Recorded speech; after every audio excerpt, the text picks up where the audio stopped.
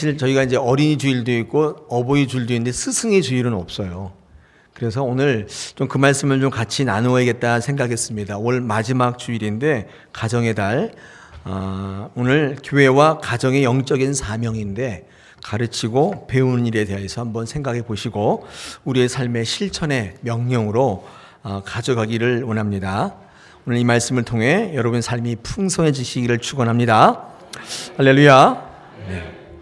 우리가 교회 생활할 때 이런 고민이 좀 있습니다. 내 생활을 돌아볼 때 헌금도 제법 하고 봉사도 제법 하는데 예배도 잘 빠지지 않고 하는데 왜 이렇게 신앙의 갈등이 끊이질 않는가?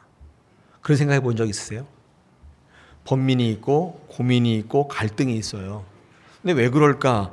그렇게 물어오시는 분이 제법 있습니다. 왜 그렇겠습니까? 왜 그럴까요?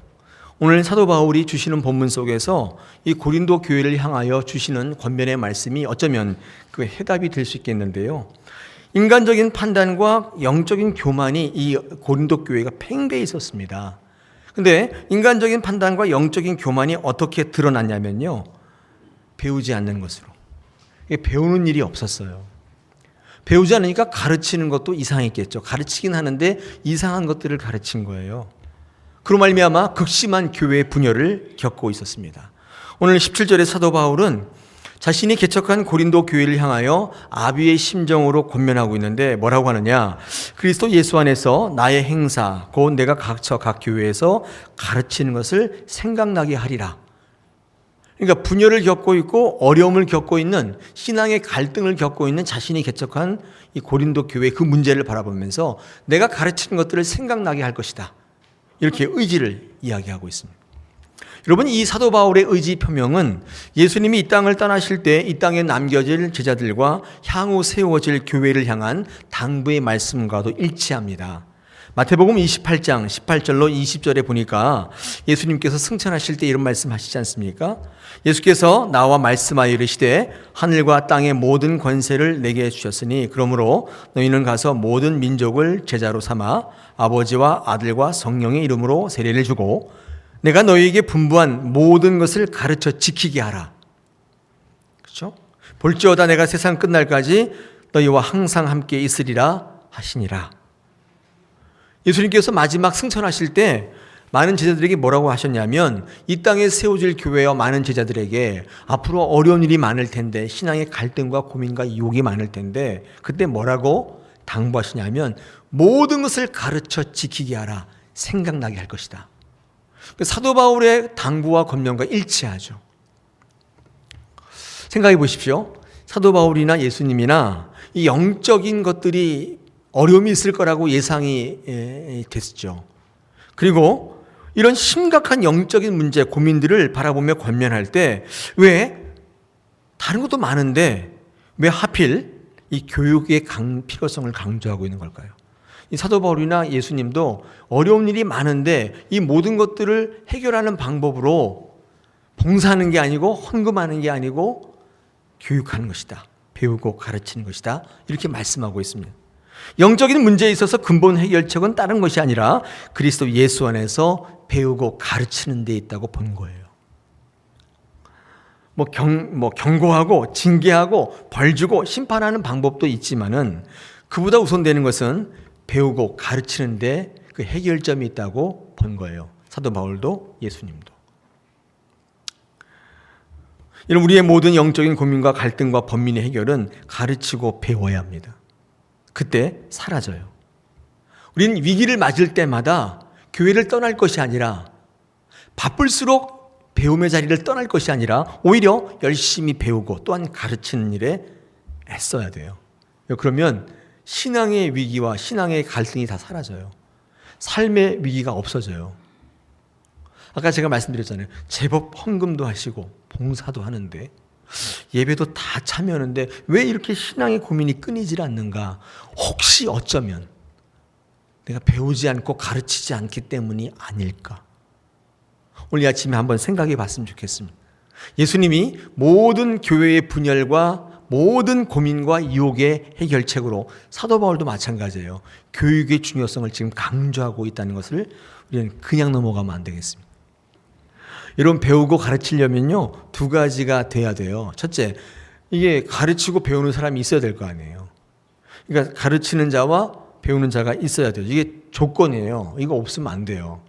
또 하나가 뭐냐면 가르칠 거리가 있어야죠. 다시 말해서 이 컨텐츠가 있어야 되는데, 컨텐츠가 뭐냐? 여러분, 이건 이제 내용인데, 여러분, 기독교 교육의 컨텐츠는 복음입니다. 생명인 거예요. 그러니까 생명을 가르치고 배우는 거예요. 여러분, 교회에서 가르치고 배우는 것은 지식이 아닙니다. 세상의 경험이 아니에요. 하나님의 말씀을 통한 생명을 가르치고 배우는 거예요. 이게 다르죠. 교회에서는요, 오로지 주제가 예수님이에요. 예수님의 삶과 죽음과 또 구원을 가르치니 복음입니다. 여러분, 왜 이 가르치고 배우는 것이, 이 교회에서 가르치고 배우는 것이 생명과 직결되는가? 예수님께서 승천하시면서 십자가에 못 박혀 돌아가시면서까지 정말 전하고 가르치고 싶었던 복음, 이런 그게 생명인데, 이 땅에 이루어질 많은 영원한 나라를 준비하는 사람들에게 그 나라의 백성답게 살아갈 수 있도록 능력을 주고 싶은데, 그것이 뭐냐? 이런 것은 복음이었습니다. 여러분, 그것은 생명과 직결되어 있어요. 교회에서 가르치고 배우는 것은 지식이 아니에요. 생명이에요. 이거를 배우고 가르치는 거예요. 두 가지가 필요해요. 가르치고 배우는 자가 있어야 돼요. 복음이 있어야 돼요. 여러분, 교회에 생명이 일어나지 않는다면, 선순환이 일어나지 않는다면 두 가지가 없는 거예요. 가르치고 배우는 자가 없는 거예요. 그냥 가르치는 자만 있는 거예요. 배우는 자가 없든지, 배우는 자만 있는데 가르치는 자가 없는 거예요. 이럴 때 온전한 배우고 가르치는 역사가 일어나지 않죠. 다 안다고 생각해 보십시오. 그럼 다 가르치려고 그러죠. 누가 배웁니까? 가르침의 역사가 없는 거예요. 또한 가르치는 게 예수 그리스도의 컨텐츠가 아니에요. 늘 하시는 얘기가 성경적인 그 세상적인 지식과 경험이에요. 내가 살아보니까, 내가 경험해보니까 그 얘기를 하지. 거기는 교회는 아니에요. 교회는 예수 그리스도가 주제여야 돼요. 이 두 가지가 조건이 딱 되면 여러분, 그 교회는 가르치고 배우는 교회가 되어서, 아까 그랬죠, 생명의 선순환들이 일어나요. 신앙의 고민과 유혹들이 다 사라져요. 만족하고 기쁘고, 아무것도 내 손에 쥐어지는 돈은 없는데 그냥 기쁜 거예요. 이 마음속에 하나님이 주시는 평안이 넘치는 거예요. 아까 제가 읽어드린 마태복음 28장에 예수님께서 올라가시면 승천하시면서 하시는 말씀 가운데 19절에 보니까, 그러므로 너희는 가서 모든 민족을 제자로 삼아 아버지와 아들과 성령의 이름으로 세례를 베풀라, 이렇게 말씀하는데, 이 제자를 삼는다는 말씀 제가 한번 같이 나눴는데, 이게 무슨 말씀인가? 여러분, 제자를 삼으라는 말씀은요, 다른 표현으로 제자가 되라는 말씀과 똑같아요. 사실은 승천하시면서 너희는 제자를 삼아 이렇게 말씀하셨지만, 제자가 되라 이렇게 명령하신 것과 똑같습니다. 그러니까 제자를 삼으라는 말씀은 가르치는 자가 되라는 말 이전에 먼저 배우는 자가 되라는 역설이에요. 가르치는 자들은 배우는 일에 모범이 될 것을 강조하신 거예요. 가르치는 자냐? 무조건 배우라는 거예요. 이 말씀을 이렇게 하시는 거예요. 제가 언젠가 이 얘기를 말씀드린 거 있는데, 수영, 헤엄 차이가 있어요. 수영과 헤엄의 차이가 뭐예요? 수영은 이렇게 하는 거고 헤엄은 이렇게 하는 거예요. 네. 그럼 수영은 뭐냐면 배우고 가르치는 선순환이 있는 거예요. 그러니까 제자와 스승이 있어요. 근데 헤엄은 안 그래요. 가르치고 배우는 그런 순환이 없어요. 그러니까 제자가 없어요. 가르치는 사람도 별로 없어요. 그러니까 그냥 뭐 자기가 하는 방법이에요. 이러면 헤엄은요, 뭐 수영해야 이렇게 물에 빠지면 일단 뭐 나와야 돼, 살아야 되잖아요. 그러니까 살아나는 방법론이지, 그죠? 그게 어떤 선순환은 아닌 거예요. 내가 살기 위해서 막 이렇게 막 바닥바닥 되는 거, 이거를 헤엄이라고 수영이라고 하진 않잖아요. 제가 이제 수영을 조금 하는데 지금 몸이 좀 이래가지고, 저는요 국가대표한테 배웠어요. 진짜예요. 제가 지금 이제 배가 좀 나오고 그래서 좀 폼이 안 나오는데, 제가 가끔씩 신월 사회복지회관 12시에 자유수영 시간이 있거든요. 수영하러 가면 아줌마들이 다 쳐다봐요. 다 쳐다봐서 이러면서 와, 뭐. 그래서 어떤 아줌마 용기 있는 아줌마는 가르쳐 달라고 그래요. 제자가 생겨요. 교인들 만날까 봐 겁나가지고 제가 요즘 안 가요. 네. 그분이 얼마나 민망스럽게 저를 보면.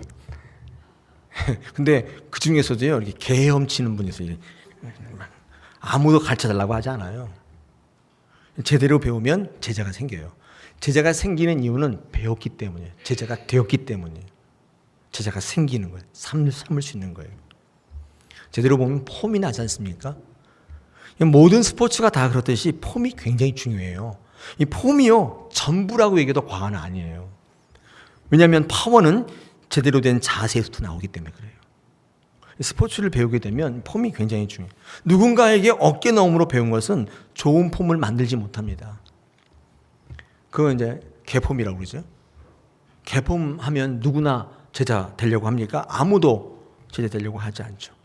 내가 제자를 삼으려면 제대로 배우고 내가 먼저 제자가 되셔야 돼요. 배워야 돼요. 저는 뭐 골프 한 번도 쳐본 적이 없지만, 그렇죠? 프로들이 티샷 같은 걸 스윙할 때 보십시오. 폼이 죽여주잖아요. 쫙 피니시 딱 하는데, 전인지 같은 손 제가 제일 좋아하는데, 제가 골프는 못하더라도 이렇게 TV는 자주 보거든요. 허리가 어떻게 쫙 돌아가서 팔 쫙 휘감는 거 보면, 그렇죠? 다 배우려고 그러죠. 폼이 죽여준, 다 제자 만들어달라, 삼아달라고 오자. 이런 그러기 위해서 그 선수가 얼마나 배웠겠어요. 어디 누군가 어깨 너머로 배운 게 아니라 정식적으로 배운 거예요. 그 폼이 나오는 거예요. 근데 대충 배운 아저씨들 폼 보세요. 엉성하게 짝이 없잖아요. 이게 쓰러질 것 같아요. 자치기 하는 것 같아요. 골프 치는데 자치기 하는 것 같아요. 근데 그런 분들이 계시잖아요. 이게 보면. 그죠? 왜 그래요? 배워본 적이 없어요. 프로에게 비싼 돈 내고 배워본 적이 없고 그냥 대충 이렇게 본 거예요. 이렇게. 아, 이렇게 하는 거구나. 누가 그분에게 제자 되기를 요청했습니다. 그렇지 않죠. 제자가 되라는 말씀은 제자를 삼으라. 제자를 삼으라는 말씀은 제자가 되라는 말씀과 똑같아요. 여러분, 고린도 교회 안에 있었던 영적인 교만의 문제가 있었는데 배우지 않겠다는 것이었습니다. 배울 필요가 없었다는 거예요. 다 알고 있다는 거예요. 여러분, 이 문제는 사도 바울에 대한 시비권, 사도권 시비로 연결됐습니다. 네가 사도냐? 그렇다면 나도 사도다. 너는 예수님과 다니지도 않았는데 왜 네 입으로 사도라고 얘기하고 다니냐? 그럼 나도 사도다. 여러분, 이 사도권 시비로 이어졌습니다. 여러분, 그로 말미암아 그릇된 거짓 교사들의 외침과 허탄한 신하들이 그 교회 안에 팽배해 있었어요. 영적인 악순환이 계속되고 있었고 분열과 시기와 뒷담화가 난무하고 있었어요. 다 갈라지는 거예요. 정착이 안 되는 거예요. 오늘 본문은 아니지만 고린도서 4장 8절에 이렇게 말씀하고 있는 사도 바울이 너희가 이미 배부르며 이미 풍성하며 우리 없이도 왕이 되었도다. 우리가 너희와 함께 왕 노릇하기 위하여 참으로 너희가 왕이 되기를 원하라. 정말 왕 노릇하고 싶다면 참으로 왕이 되라. 이게 무슨 말이에요? 배우라는 거예요. 배움에 있어서 왕이 되라는 거예요. 사도들의 가르침에 배우려 하지 않았던 영적 교만으로 가득 차 있었던 고린도 교회의 모습을 지적하는 거예요. 여러분, 교회 안에서의 지도자는 누구냐? 가르치는 자라고 하기 전에 먼저 배우는 자라고 정의하셔야 돼요. 배우는 자가 지도자예요. 우리 일부 예배 때 교회학교 교사들이 많이 있었는데 그분들에게 강조했어요. 누군가를 가르치고 그 어린아이를 제자를 삼고 싶다면 여러분들이 먼저 영적인 제자가 되셔야 돼요. 가르치고 배우는 일, 특히 배우는 일에 최선을 다해야 돼요. 그럴 때 여러분의 아이들이, 내 손에 맡겨진 아이들이 영적 제자가 돼요. 그들이 바뀌어 나가는 것을 목도하게 돼요. 제자가 되어본 사람이 일이 없는 사람은 절대로 제자 삼을 수 없는 거예요. 여러분, 우리들의 스승은 누구시죠? 예수 그리스도이십니다. 그분은 우리의 영원한 스승이세요. 여러분, 예수님도 우리를 제자 삼으실 때 이전에 배우기를 갈망하셨어요. 배우시는 분이었어요. 여러분, 예수님의 공생애가 30세부터 시작되지 않습니까? 그렇다면 30세까지 뭐 하셨어요? 세상에서 뭐 하셨어요? 평범한 인간으로 사셨단 말이에요. 여러분, 예수님께서 이 땅에 오시자마자 바로 메시아 사역을 감당할 수 없었나요? 오자마자 그 즉시로 아마 그 사역을 감당하셔도 얼마든지 하실 수 있는 하나님이셨어요. 근데 그럼에도 불구하고 30년을 이 땅에 인간으로 살았던 이유가 있습니다. 저는 그 내용이 배움의 모범을 보이신다고 생각합니다. 가르치기 위해서 배우셨다는 거예요. 철저하게 인생으로 낮아지셨어요. 인생을 경험하셨어요. 무엇을 고민하는지, 그들의 한계가 뭔지 철저하게 인간의 눈높이로 낮아지셨어요. 사실 그럴 필요가 없었어요. 그런데 주님은 제자를 삼기 위해서 제자 되신 거예요. 다 철저하게 배우셨어요. 그러므로 메시아 예수를 이해하시려면 인간 예수를 먼저 아셔야 돼요. 인간 예수를 모르면 메시아 예수를 알 길이 없어요. 예수님도 12 제자 및 많은 사람들의 제자, 스승이 되시기 전에 배우셨다는 사실을 잊지 마십시오. 배우지 않아도 되는 사람은 아무도 없어요. 배우시고 가르치시고, 가르칠 게 없다면 또 배우셔야 돼요. 여기 계신 성도 여러분, 먼저 그리스도의 제자가 되시기 바랍니다. 우리 중직자 여러분, 배우십시오. 제자가 되시기를 축원합니다. 배우는 자리를 갈망하십시오. 배움의 공동체 자리에 나가기를 애쓰십시오. 그러면 제자가 생기는 거예요. 그때 여러분의 영향력을 마음껏 그들에게 발휘해 주시고 그들을 바른 길로 인도해 주십시오. 이런 배우기를 거절하는 분위기와 전통을 잘라버려야 돼요. 어떻게 해요? 내가 먼저 실천하는 것으로 자르셔야 돼요. 그때 우리 다사랑교회 안에 생명의 선순환이 일어나요. 많은 사람들의 신앙의 고민이 사라지기 시작해요. 삶의 자리에 고민들이 없어지기 시작해요. 오늘 사도 바울과 예수님이 우리에게 당부하신 것과 똑같습니다. 자, 그렇다면 우리가 어떤 제자가 되어야 하며 어떻게 제자를 삼아야 할까? 오늘 주시는 말씀을 통해 한 3가지 정도 차례로 한번 나눠보겠습니다. 첫 번째, 우리는 어떤 제자가 되고 어떤 스승이 되어야 되느냐? 첫 번째 얘기가 뭐냐면요, 그리스도 예수 안에서 가르치고 배워야 하는 거예요. 우리의 가르치고 배우는 대상은 오로지 예수님 안에서예요. 이게 첫 번째 핵심입니다. 오늘 15절에 17절에 보니까 거기 그리스도 예수의 안에서란 말이 계속 반복되어 나옵니다. 제가 읽어보겠습니다. 오늘 본문 15절, 그리스도 안에서 1만 스승이 있으되 아버지는 많지 아니하니 그리스도 예수 안에서, 그렇죠? 내가 복음으로써 너희를 낳았다. 17절에 이로 말미암아 내가 주 안에서 내 사랑하고 신실한 아들 디모데를 너희에게 보내었으니 그가 너희로 하여금 그리스도 예수 안에서 나의 행사 곧 내가 각처 각 교회에서 가르치는 것을 생각나게 하리라. 그리스도 예수 안에서 배우고 가르칠 것을 당부하고 있어요. 이런 배우고 가르치는 일의 가장 중요한 기준은 다른 게 아니라 그리스도 예수 안에서예요. 다시 말해서 예수 그리스도의 것이 컨텐츠가 되어야 한다는 거예요. 그것을 가르쳐야 돼요. 인간의 경험을 가르치고 내 철학을 가르치는 게 아니에요. 인문학을 가르치는 게 아니에요. 살아보니까 이렇더라, 이걸 가르치는 게 아니에요. 예수 그리스도의 말씀을 가르치는 거예요. 우리 교회는 대외적인 섬김의 사역이 있습니다. 실버대학이 있고 문화교실이 있는데 그 어떤 것인지 간에 가르치는 것은 예수 그리스도여야 합니다. 할렐루야. 그렇지 않습니까? 어떤 분이 왜 꼭 예수 그리스도만 가르쳐야 됩니까? 요즘에 교회에 보니까 다양한 것들 많이 하던데, 물론 뭐 그럴 수 있습니다만은 본질적으로 교회에 배우는 것은 예수님이어야 돼요. 이유가 있어요. 왜냐하면 예수님에게만 생명이 있기 때문에 그래요. 이 교회는요, 생명을 전하는 곳입니다. 기술을 가르치는 데가 아니에요. 생명을 가르치는 데예요. 그래서 오늘 사도 바울이 15절에 보니까 자신을 뭐라고 하지 않습니까? 스승이라고 하지 않고 뭐라고 해요? 아버지다, 아비다. 그렇게 얘기하고 있는 거 보이십니까? 예.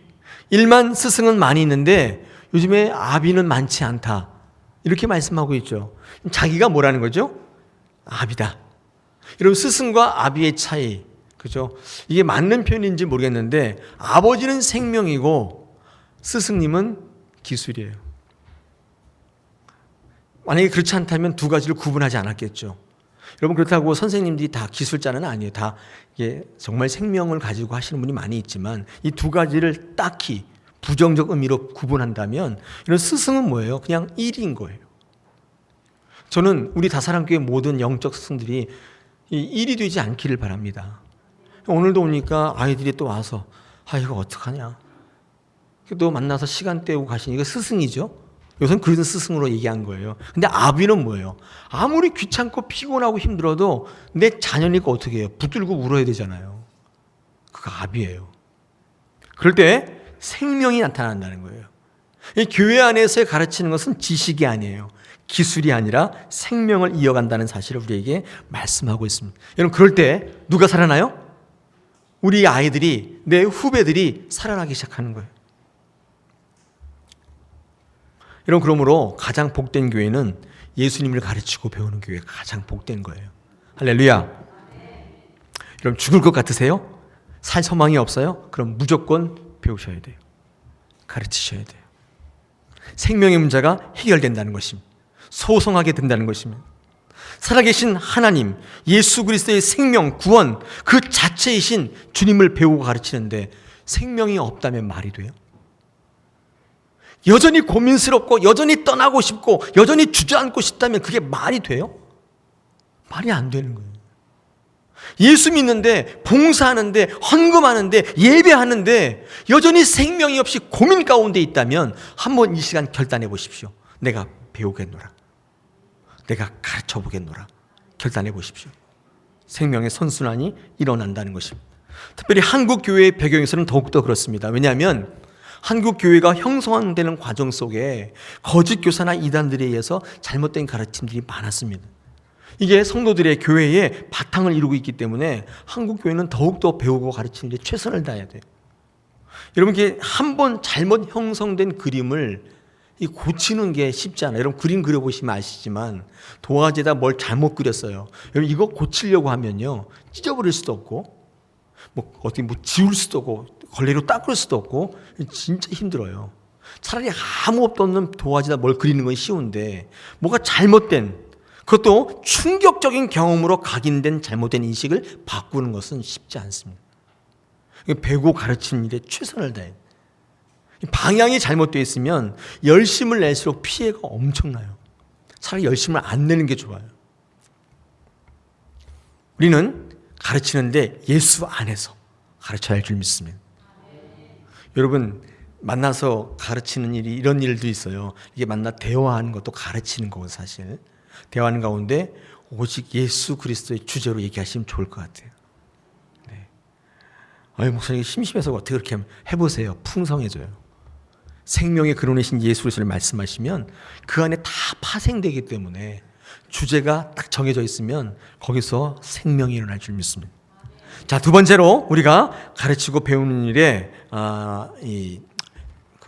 예수 그리스도에 대한 그런 이유가 하나 있는데 그 중에 하나는 이제 하나님이 주신 능력이 극대화되기 때문에 우리가 가르치는 일이 예수님이어야 돼요. 여러분, 예수님을 가르치게 되면, 그렇죠? 이게 생명이 나타나는 것과 동시에 우리가 가지고 있는 모든 것들이 극대화된다는 말인데요. 이게 왜 그러냐 하면요, 제가 한번 이런 설명을 한번 예로 들어드릴 수 있는데, 여러분, 우리가 살아가면서 공부를 많이 하지 않습니까? 초등학교, 중학교, 고등학교, 대학교, 때로는 대학원도 다니시고 하는데 쉼없이 배우며 달려왔습니다. 한번 생각해 보시면 가장 쓸모없어 보이는데 지겹도록 많이 공부한 과목이 뭐예요? 어떤 걸까요? 이렇게 마음이 통해요. 예. 진짜 그래요. 여기 수학 선생님도 계실지 모르는데, 그분이 말하면 화낼지 모르는데 저는 두말 없이 수학이에요. 그거 왜 배우는지 잘 모르겠어요. 체육이 제일 좋아요. 주호 형제 왔나요? 저기 안에 있네요. 제일 존경하는. 체육이요, 얼마나 중요한 과목인지 몰라요. 근데 지금 어떤지 모르지만 제가 고등학교 때 고2, 고3 때 체육을 해본 적이 없어요. 매일 수학용으로 대체해요. 요즘은 어떤지 모르겠어요. 제가 살아갈 때 체육이 굉장히 중요해요. 운동하는 법을 몰라서 운동 못해요. 아니, 운동을 잘못해서 건강을 해치는 경우도 있어요. 되게 아이러니하잖아요. 운동 잘못해서 건강을 해쳐요. 살아갈 때 운동은 생명과 직결돼요. 수학은 제가 볼 때는 아니에요. 제가 삼수해서 그런데 수학을 엄청나게 해서 지금 조금 재미는 알고 있는데 여전히 어려워요. 여전히 그 필요성을 절감하지 못해요. 그러니까 얼마나 학창시절에 힘들었겠어요. 수학만 보면 되면 얼마나 힘들어요. 수학 선생님 얼마나 무서운지. 수학 시험 시간에 얼마나 곤란했겠어요. 실력으로 안 되니까 시력으로. 그렇죠. 눈은 지금 조그맣잖아요. 눈이 조그만데 거기다가 돋보기까지 꼈잖아요. 지금은 그런데 예전에는 시력이 좋은 관계로 눈이 좋았어요. 그래서 앞에 옆에 것까지 다 보여요. 딱 보면 이게 다 보여요. 참, 그렇죠. 그러니까 뭐 때문에 수학을 지겹도록 배워요? 물건 사고 계산하고 거스름돈 틀리지 않게 받을 수 있을 정도만 되면 되잖아요. 수학과 관련된 종사하는 일, 이거 하는 사람만 고급 수학하면 되는 거지. 그 미적분, 대수, 통계 이런 거 뭐하러 해요? 그런 거 뭐하러 하는지 잘 모르겠어요. 그런데 중요한 사실은 그걸 공부하는 이유가 있습니다. 물건 사고 팔 때, 은행에서 돈 셀 때, 뭐 그런 거 뭐 부족한, 여러분 그렇게 수학을 공부하는 이유보다 더 중요한 게 있는데, 여러분 수학을 공부할 때 이런, 제가 어떤 글에서 읽었는데 뇌가 가지고 있는 여러 가지 기능과 능력이 극대화된대요. 이 굉장히 중요한 거래요. 수학을 가지고 막 공부하고 씨름할 때 여러분이 가지고 있는 뇌의 기능들이, 발달하지 않았던 기능들이 극대화되게 된대요. 그러니까 이런 거예요. 지금 여러분이 어떤 일을 잘 감당하고 있다면 학창 시절에 수학 공부할 때 내가 훈련을 받았던 영향력이 있는 거예요. 지금 내가 딱히 수학을 사용하는 직업을 갖고 있지 않지만 어떤 일을 할 때 잘 판단하고 잘 사고하고 잘 응용하고 적용하는 능력은 그때 완성된 거라 그 말. 우리는 잘 모르지만 수학은 여러분의 지능과 능력을 확장시키고 사고력을 구체화시키고 조직화시키는데 기여했다 그 말. 여러분 이거 생각이 조금 더 조직적인 분 계시죠? 그분은 수학 때문에 발달된 거예요. 지금 수학 공부 하지 않지만 우리가 살아가는 동안에 어려운 수학들, 이게 실제로 적용할 부분은 없어도 여러분 그런 공부를 통해서, 과정을 통해서 이 뇌의 수리적인 분야가 자극이 돼서 여러분의 이 뇌가 능력이 이제 극대화된 거예요. 지금 그 능력을 발휘하고 있는 거예요. 수학을 공부 안 한 사람들은요, 돈 계산은 잘할 줄 몰라요. 이게 본능이죠. 이거는 공부 안 해도 돼요. 돈 계산 잘하는데 어떤 일에 대한 논리력이나 사고력 같은 건 좀 떨어져요. 연결하는 걸 잘 못하세요. 연관성에 굉장히 약한 경향이 있고 관계성에 취약해요. 이유가 뭐냐? 이 훈련이, 이게 뇌가 잠자고 있는 거예요. 그쪽 뇌가 잠자고 있는 거예요. 여러분 천문학이나 물리학은 물론이거니와 신학, 예술, 문학의 분야에도 탁월한 능력을 발휘하는 많은 위인들은 수학에 능했던 인물이라는 거 알고 계세요? 제가 찾아보니까 마테오 리치는 이탈리아 선교사로 되게 유명한 분인데 신학적인 업적이 굉장히 뛰어나신 수학가였어요. 수학자. 수학을 많이 하다 보니까 이게 사고력이 뛰어나게 된 거죠. 미켈란젤로, 유명한 조각가지만 수학자였어요. 뛰어난 수학자예요. 요즘에 뭐 몇십 가지 악기를 연주한다는 브라질 음악가죠. 되게 탁월한 세계 음악가로 알려진 헤르메토 파스콜. 수학가예요, 수학자. 그러니까 악기 연주를 하는 어떤 적용력도 이 수학적인 두뇌에서도 나온다는 거죠. 이게 증명이 되고 있는 거예요. 왜 수학을 열심히 공부하느냐? 여러분 이 이유는 우리가 왜 예수님을 열심히 지겹도록 가르치고 배운 일과 똑같아요. 논리가 똑같습니다. 여러분 우리 교회에서 귀한 시간과 물질을 들여서 말씀을 공부하는 일, 어쩌면 우리가 살아가는 삶의 현장과는 좀 동떨어진 일처럼 보여요. 내가 목사 될 것도 아닌데 내가 그 족보를 왜 알아야 돼? 오늘 우리 오후 공부할 텐데, 구원사 공부하는데 뭐 레위기 이런 거 보면 내가 그걸 왜 알아야 돼? 내가 살아갈 때 조금도 도움이 안 되는 것 같은 동떨어진 그 공부, 내가 왜 해야 돼? 내가 목사 될 것도 아닌데. 그렇게 생각할 수 있지 않습니까? 근데 이것은 마치 실제 삶 속에 수학을 전공할 것도 아닌데 어려운 수학을 공부할 필요가 없다고 느끼는 것과 똑같은 거예요. 근데 실제로 공부를 해보면 어때요? 뇌의 기능이 극대화된다는 거예요. 여러분 지금 살아가는데 알게 모르게 영향을 미치고 있고 기여하고 있다는 거예요. 마찬가지죠. 말씀을 듣고 배우고 묵상하고 적용하는 일은 우리의 삶 현장과 전혀 관계없는 일처럼 보이지만 우리 삶 속에 주신 하나님의 능력을 극대화시켜요. 들었던 말씀이 능력화하게 돼요. 설교 때 들었던 말씀이 배우는 일이 없으면 사장돼요. 배우면 그거와 합하여 시너지를 내기 시작해요. 사탄의 수많은 도전과 유혹에도 넘어가지 않고 끝까지 버티고 견딜 수 있는 바탕을 마련해 주는 게 배움이에요. 이 쓸데없는 것처럼 보이지만, 내 삶과 전혀 연관이 없는 것처럼 보이지만, 차라리 그 시간에 쉬는 게 더 낫다고 생각할지 모르지만 하나님의 능력을 극대화시켜요. 하나님의 사람으로 살아갈 때 부족함이 없게 만들어버려요. 죄된 우리의 심성이 우리를 악한 곳으로 인도할 때 말씀을 붙들고 몸부림치고 고민하고 갈등 갖고 깨닫고 배웠던 적이 있는 분들은 이 땅에 그리스도인으로 살아가는데 그 말씀이 능력화되기 시작하는 거예요. 그렇지 않으면 아무런 갈등이 없어요. 여러분, 제가 설교를 이제 하는데요. 설교하는데 많은 분들이 그 목사님 설교만 들으면 되지 않습니까? 이렇게 말씀하는 분들이 있는데 이런 설교만 듣는 것으로 사실은 어려워요. 왜냐하면 제가 늘 말씀드리지만 이런 설교는요 그냥 통칭해서 하는 거예요. 여러분, 이것이 여러분의 삶에 적용되고 하려면 이 배움이 있으셔야 돼요. 이 삶에 배우는데 실제적으로 어떻게 되는지를 배우고 배움의 현장 속에 나누셔야 돼. 저분의 얘기를 들어보시고 내 생각에 틀렸다는 것이 드러나야 돼요. 고치는 게 있어요. 근데 이게 없으면 어때요? 쉽지 않죠. 내 생각이 계속 옳았다고 생각이 되기 때문에 듣는 것이 내 귀 속에 샘물이 돼요. 고여 있어요. 흘러서 마음까지 내 손끝과 발끝까지 연결이 안 되는. 여러분, 배움의 자리에 가보시면요 거기에 멘토가 있습니다. 그렇게 사는 분들이 있는 거예요. 그거 볼 때 바뀌어 나가는 거예요.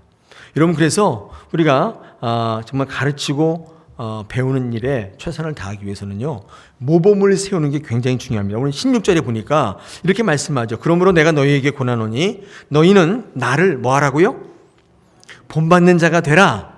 사도 바울이 그렇게 얘기하고 있습니다. 본받는 자가 되라는 말이 뭘까요? 얼핏 들으면 내가 왜 너를 본받냐? 예수님도 아닌데 참 교만하다. 사도 바울 이렇게 생각하실 수 있잖아요. 얼핏 들으면 얼마나 교만해 보여요. 나를 본받으래. 자기가 무슨 예수예요? 자기가 뭔데 뭐 그렇게 완벽해? 내가 너를 본받아야 돼? 이런 생각을 할 수 있지만 사도 바울이 가르치고 배우는 일의 두 번째 원리로 왜 이 모범을 이 멘토를 설정하냐면 왜 나를 본받으라고 하냐면 내가 잘났다고 하는 얘기가 아니라 멘토를 삼으라는 얘기예요. 사실은 그 말은 너희가 믿는 것들이 열매를 맺고 극대화되기 위해서 되게 중요한 게 하나 있는데 그것은 뭐냐면 멘토를 삼는 거예요. 멘토.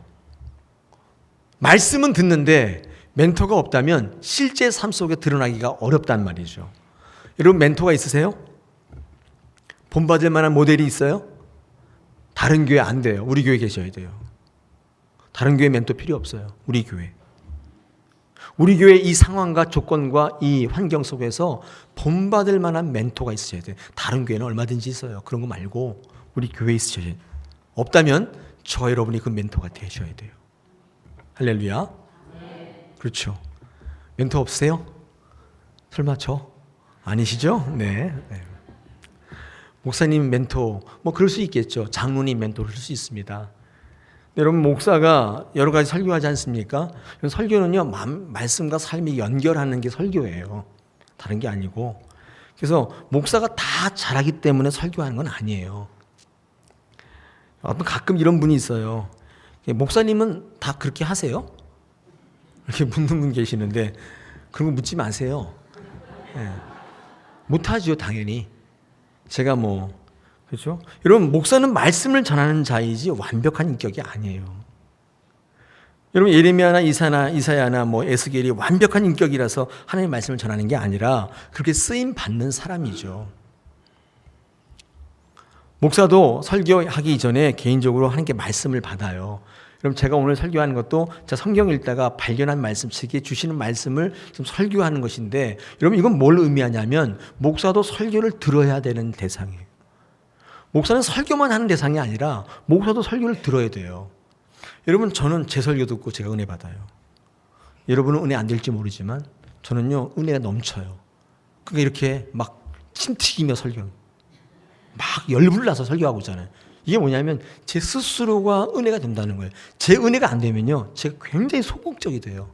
대사 막 까먹고 막 그래요. 저도요 설교를 들어야 되는 대상이지 설교만 하는 대상은 아니에요. 제 설교를 제가 듣고 있어요. 설교만 다 듣는다고 되는 게 아니라 저도 멘토가 필요해요.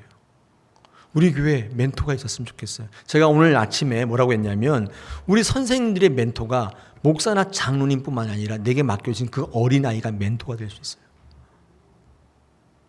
멘토가 없다면 생명의 선순환이 일어나지 않는 거예요. 가르치고 배우는 일이 전무하다면 신앙의 고민은 끊임없이 일어나요. 봉사하는데, 헌금하는데, 예배하는데 기쁨이 없고, 이거 왜 이런지 잘 모르겠는데 자꾸 주저앉기 시작하는 거예요. 왜요? 생명의 선순환이 없기 때문에. 그러므로 이 말씀과 삶을 연결하는 문제는 예배를 드린 것과는 또 다른 문제예요. 우리에게 던져준 실제의 과제예요. 이 땅에 멘토를 많이 만드셔야 돼요. 이 다사랑 교회의 믿음의 바탕 속에 있는, 이 토양 위에 서 있는 믿음의 멘토가 필요한 것입니다. 저와 여러분이 그 멘토가 되었으면 좋겠습니다. 여러분 일만 스승이 되지 마시고 아비가 되셔야 돼요. 할렐루야. 네. 오늘도 우리는 이 말씀을 배우며 하나님 앞에 온전히 나가기를 원하는 것입니다. 여러분 우리가 제자가 되고 제자를 삼아야 되는 마지막 세 번째 원리가 있는데 그것은 권위로 가르쳐야 합니다. 권위로 가르치라. 오늘 성경 말씀 17절에 보니까 이 사도 바울이요, 이런 고린도 교회에 영적인 교만이 있고 배우지 않으려고 하고 있고 거짓 교사들이 난무하고 있고 허탄한 신하들이 난무하는 그 교회에 해결책으로 어떤 말씀을 하느냐. 17절에 보니까 중반절에 신실한 아들 디모데를 너희에게 보낸다 이렇게 되어 있습니다. 이 사도 바울이 내놓은 처방이에요. 여러분 생각해 보십시다. 여러분 디모데가 누구냐면요, 젊은 목회자예요. 이 사도 바울이 내 아들이다 이렇게 말할 만큼 젊은 목회자예요. 나이도 어리고 경험도 적습니다. 여러분 이 고린도 교회 영적인 문제를 가르치기 위해서, 해결하기 위해서 제가 생각할 때는 경험이 많은, 지명도 있는 그런 유명 인사를 보내야 될 것 같은데 이상하게 배울 것이 없다고 생각할 만한, 자격과 조건이 좀 안 되는 그런 디모데를 보내고 있다는 사실이 주목할 만한 사실이에요. 왜 그랬을까요? 사도 바울이 이 사실을 몰랐을까요? 여러분 사도 바울은요, 이런 영적인 문제를 해결하는데 가장 좋은 것은 지명도 있고 비중 있는 인격이 아니라 교만을 치유하는 가장 획기적인 방법은 순종이라는 걸 알고 있었기 때문에. 순종이에요. 이거예요. 경험이 어리고 부족하지만 그에게도 배울 수 있겠는가예요. 그 순종이 일어날 때 영적인 교만들이 다 치유되기 시작하는 거예요. 영적인 가르침은 인간적인 조건에서 나오는 게 아니라 하나님의 권위에서 나오는 것입니다. 나이가 어린 목회자라고 무시하시면 안 돼요. 그거는 권위적이지 않는 거예요. 올바르지 않은 거예요. 제가 지난 교회에 있을 때, 부목사로 있을 때 나이가 40대였거든요. 40대였는데 제가 이제 결혼 주례를 많이 하는데 이제 그 교회 교인들은 저를 아니까 뭐 그렇다 치지만 부목사들이 다 주례하게 돼 있었거든요. 근데 이게 상대방 이렇게 신부나 신랑의 상대방이 저를 딱 보면 확 놀라요. 제가 지금 좀 젊어 보이죠? 근데 그때는 더 젊어 보였어요. 근데 웬 청년 같은 아이가 하나 나온 거예요. 주례한다고. 근데 그 나이 드신 분이 딱 볼 때 이 사람이 주례자냐 이렇게 물어요. 그럴 때가 참 많았어요. 이게 그 말은 뭐예요? 주례자로 적당치 않다는 거예요. 인생의 연배도 좀 있고 뭐 이렇게 그 경험도 있고 이런 사람이 주례를 해야지 어떻게 저런 새파란 젊은이가 주례를 하냐 그렇게 말하곤 했습니다. 그래서 주례를 할 때 항상 이 말을 해요. 저는 주례를 할 때 인생의 연장자나 경험자로 서본 적이 없어요. 저는 그럴 연배도 아니고 처지도 아니에요. 제가 결혼생활 한 25년 했지만 지금도 결혼생활 잘하는지 잘 모르겠어요. 잘하고 있는 건지. 특히 여성을 잘 이해를 못하겠어요. 근데 제가 이 모양인데 내가 삶을 살아보니까 이렇더라. 그럴 주제가 돼요? 결혼은 이렇게 하라. 그런 얘기를 하려고 제가 그 자리에 간 거 아니에요. 저는요, 그 두 분이 만난 게 지금도 그렇지만 신비예요. 신비. 그렇잖아요? 딱 두 명이 딱 만나요. 세상 이 많은 인구 중에. 그게 세상 사람들은 우연이라고 하는데 신비 아니에요? 신비는요, 교회에서 하나님의 일이라고 말하는 거예요. 그 자리는 어떤 자리여야 돼요? 하나님의 이야기를 하는 자리고 하나님의 사건을 이야기하는 자리이지.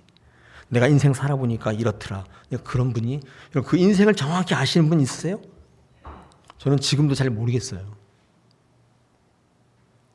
하나님의 권위를 가지고 얘기하는 거예요. 나이가 무슨 소용이에요? 20살짜리가 와서 주례하면 안 됩니까? 그거는 뭐 하나님의 이야기를 하는 자리니까. 여러분 오늘 사도 바울이 디모데를 딱 보낸 거예요. 배우지 않겠다고 버티는 그 교회 처방책으로 젊은 목회자를 보낸 거예요. 어떤 생각이었냐면 이 사람에게서 배우겠다고 결정할 때, 순종할 때 너희의 모든 악순환은 끊어져 나갈 것이다. 그 해결책을 알고 있었던 거예요. 사랑하는 여러분, 내가 다 알고 있다는 영적 교만을 교치는 일은 순종하면서부터 시작되는 거예요. 순종함을 배우는 일부터 시작돼요. 여러분, 그러면 디모데는 뭐 가만히 있느냐? 여러분, 디모데에게도요, 사도 바울이 권면해요. 디모데전서 4장 12절에 누구든지 내 연소함을 업신여기지 못하게 하라. 그 말은 뭐예요? 실력을 갖춰라. 그 뜻이겠죠. 하나님의 권위를 부여받았다면 말씀에 달통한 자가 되고 하나님의 말씀을 잘 해석하는 자가 되어야 하는 것이죠. 디모데에게도 권면하고 있는 것입니다. 사랑하는 여러분, 우리는요, 신앙생활 하는데 왜 이렇게 고민이 많은지 모르겠습니다. 저도 그래요. 고민이 끊임없이 있는 거예요. 예수 믿으면 능력 있다고 말씀하셨는데 예수 믿으면 믿을수록 이상하게 고민이 많고 갈등이 생겨요. 왜 그럴까? 우리의 삶의 모습을 가만히 찬찬히 살펴보다 보니까 배우는 게 없는 거예요. 가르치는 게 없는 거예요. 여러분, 주일날 제가 여러분에게 늘 말씀드리는 거 있어요. 평상시에 못 오시니까 주일 하루만큼은 예배하고 배우는 일에 모든 걸 쏟아부으셔야 돼요. 교회는요, 능력이 되고 재정이 되는 대로 그 일에 전적으로 투자해야 돼요. 우리 교회 학교 마찬가지예요. 애들이 배우지 않는다면 바뀔 수가 없는 거예요. 생명이 있을 수가 없어요. 우리 가정의 달을 마감하면서 우리 교회의 생명의 선순환이 일어나기를 원합니다. 배우고 가르치는 데 최선을 다하고, 그렇죠? 예수의 것으로 가르치고 모범이 되어 멘토가 되어주고, 인간의 조건에 위축되거나 동요되지 마시고 하나님의 권위를 가지고 디모데처럼 담대히 나가시면 이상하게 다 풀려져 나가는 거예요. 기쁨이 있고, 오늘 장로님이 기도하신 것처럼 예배하는 기쁨, 봉사하는 기쁨이 막 샘솟기 시작하고 알아가는 기쁨이 있고, 주님께서 말씀하시는 충만함이 넘칠 줄로 믿습니다. 그런 교회 될 줄로 믿습니다. 오늘부터 저 여러분 사이에 말하진 않지만 이런 귀한 일들이 일어나기를 소망합니다.